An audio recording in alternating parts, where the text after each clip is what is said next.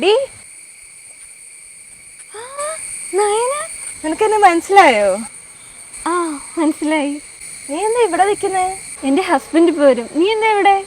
ആണോ? ഞാനും എൻ്റെ ഹസ്ബൻഡിനെ കാത്തു നിൽക്കുക. ഒരുപാട് നാളായി നിന്നെ കണ്ടിട്ട്. നിനക്ക് എന്ത് മാറ്റാ? എനിക്ക് കുറേ മാറ്റങ്ങളൊക്കെ വന്നിട്ടുണ്ട്. പക്ഷെ നിനക്കൊരു മാറ്റമില്ലല്ലോ, നീ പഴയതുപോലെ തന്നെ ഉണ്ട്. നിന്റെ ഹസ്ബൻഡ് എങ്ങനെയാ വരുന്നത്? കാരണമാണോ വരുന്നത്? അല്ല, ബൈക്കിലാ. ചേട്ടന് കുറച്ച് കൃഷിയുടെ പരിപാടിയൊക്കെ ഉണ്ട്. അതാണ് മൊത്തത്തിൽ ഇവിടെ ഒരു ചെളിയുടെ മണം. ചേട്ടന് കൃഷി ഭയങ്കര ഇഷ്ടമാണ്, അതുകൊണ്ടാ. ഇഷ്ടമല്ലെങ്കിലും ചെയ്തല്ലേ പറ്റൂ, ക്യാഷ് വേണ്ടേ ജീവിക്കാൻ. അല്ല, നയനയുടെ ഹസ്ബൻഡ് എന്ത് ചെയ്യുന്നു? ബാംഗ്ലൂരിലെ ഒരു കമ്പനിയിലെ മാനേജറായിരുന്നു. ഇപ്പം ഇങ്ങോട്ടേക്ക് ട്രാൻസ്ഫർ ആയി. ഒരാഴ്ച എങ്ങാണ്ടേ ആയിട്ടുള്ളൂ. ഇപ്പം കാറിൽ വരും എന്നെ കൊണ്ടുപോകാൻ. അപ്പം നിനക്ക് കാണാം. ആ, നമ്മുടെ കൂടെ പഠിച്ച ആരെങ്കിലും കാണാറുണ്ടോ? എന്തിനു കാണണം? കൂടെ പഠിച്ചതൊക്കെ എല്ലാം അയ്യോ പാവങ്ങളല്ലേ. അവരൊക്കെ ഇപ്പോഴും അങ്ങനെയൊക്കെ തന്നെ ആയിരിക്കും. എനിക്ക് അതുകൊണ്ട് ആരെയും കാണാൻ ഒരു താല്പര്യമില്ല.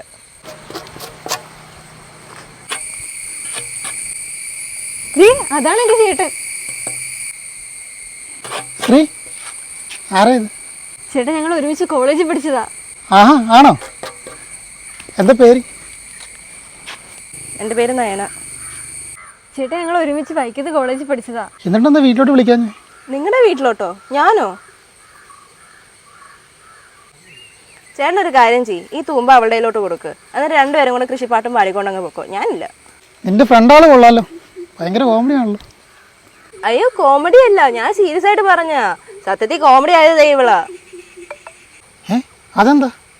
അത് ഞാൻ പറയണോ? എന്തായാലും പറയടോ. ഇവളെപ്പോഴും കോളേജിൽ വെച്ച് പറയാറുണ്ടായിരുന്നു, കല്യാണത്തിന് മുന്നേ ഒരു മോശം ജീവിതം, ഐ മീൻ ക്യാഷ് ഇല്ലാത്ത ജീവിതം ആണെന്നുണ്ടെങ്കിൽ കല്യാണത്തിന് ശേഷം നല്ല ജീവിതമായിരിക്കും, ഐ മീൻ ക്യാഷ് ഉള്ള ജീവിതം. പക്ഷേ ഇപ്പം ഇവളുടെ അവസ്ഥ കണ്ടോ? അന്ന് അങ്ങനെ പറഞ്ഞു, അതാ ഞാൻ കോമഡിയാന്ന് പറഞ്ഞത്. അതിനിപ്പോൾ എന്താ പ്രശ്നം? കൃഷി ഒരു നല്ല ജോലിയല്ലേ, നമ്മുടെ പരമ്പരാഗത ജോലിയല്ലേ കൃഷി. അത് ശരിയാ. ഇനി നിങ്ങൾക്ക് നിങ്ങളുടെ മക്കൾക്കും പരമ്പരാഗതമായി കിളച്ച് നടക്കാം. അപ്പോൾ ശ്രീ, നിന്റെ കൂട്ടുകാർ എന്തായാലും കൊള്ളാം, നല്ല കാശുള്ള കുട്ടിയാ. നമുക്കെന്നാ പോവാം. ശരി.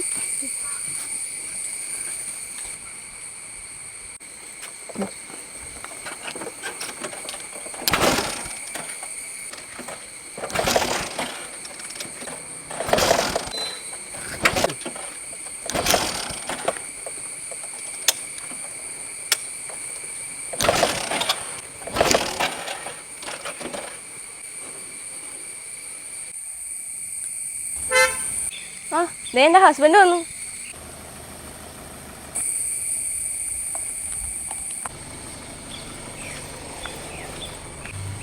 ഹായ്, ഒത്തിരി പേരായോ വന്നിട്ട്? ഇല്ല, ഇപ്പൊ എത്തിയേ ഉള്ളൂ. വാ, ഒരാളെ പരിചയപ്പെടാം.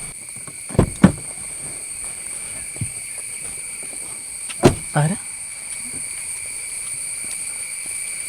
നിനക്കറിയുന്നവരാണോ? സാർ, സാറെന്താ ഇവിടെ? സാറോ? നീ എന്തിനാ ഇയാളെ സാറെന്ന് വിളിക്കണേ? നയന, ഇതാണ് നമ്മുടെ കമ്പനിയുടെ CEO.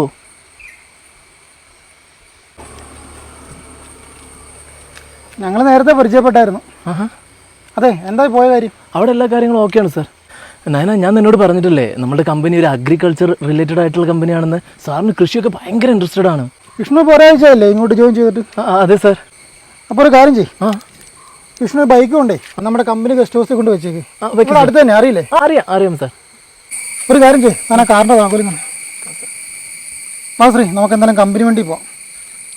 കൂളിംഗ് ഗ്ലാസ്സൊക്കെ ഉള്ളല്ലോ. അല്ല, ഇതെന്താ?